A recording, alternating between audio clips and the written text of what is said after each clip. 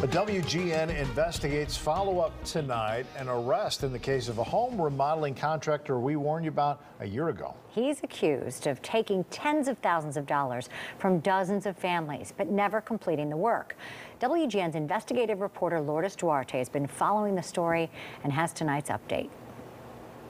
Well, it took a Facebook page, a string of complaints, and time to finally get an arrest in this case. After our initial story aired back in November of 2020, dozens of others came forward saying the same thing happened to them. Tonight, the man they say fooled them is behind bars, accused in more than 20 felonies with bond initially set at more than $2 million. I'm kind of shocked. I can't believe he's finally been arrested. It took nearly 3 years, but dozens of suburban families finally got what they fought for, an arrest in an alleged fraud scheme that turned their homes upside down.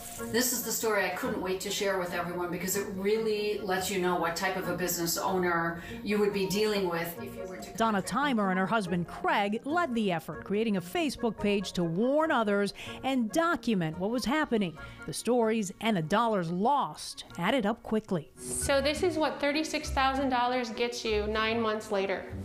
No toilet, no tub, no working shower, no counters, no cabinets, a completely unusable space. From an Orland Park homeowner to Marianne Martinez, who eventually hired a brand new contractor to bring some order to the chaotic kitchen William Vranecar left behind. I knew that things were going badly for a long time because there were excuses, every excuse in the book why my cabinets were not in.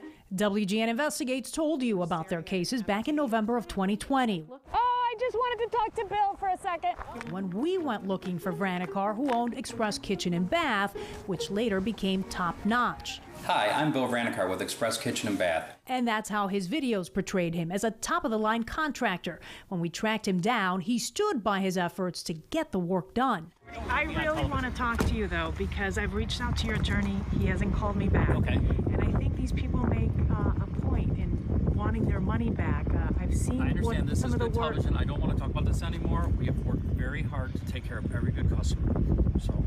But it's not the experience countless customers say they had. It took place to all these victims. By now, Donna Timer has a list of more than 100 people pointing at Vranecar for failing to complete home repairs and remodels.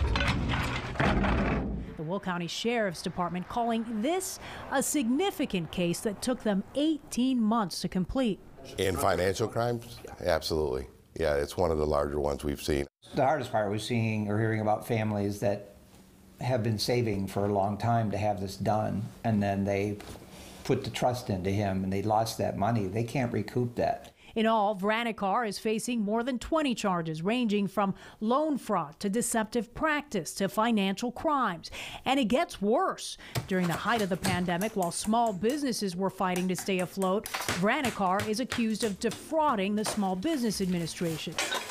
A Will County complaint says he knowingly and with the intent to defraud made a false statement, all in an effort to obtain an economic injury disaster loan. At the same time, he was collecting money from customers. The list of charges against him is so lengthy that Vranecar is sitting in a cell, unable to post bond. As everybody knows that he's locked up, more and more victims are coming forward and being like, that was me. I hired a guy who did the same thing to me. His arrest brings some closure to the Timers, who after years were losing hope that he would ever be held accountable. It wasn't about the money. It was about stopping him from doing this to somebody else. And we did speak to his attorney, Jeff Tomczak, who says he intends to hold the state to its burden of proof in this case. His office is also investigating why bond was set at $2.25 million, in excess of most murder cases for someone who has no criminal history. Bond was lowered this week to $800,000. He would have to post 10% of that, but has been unable to do so and remains behind bars.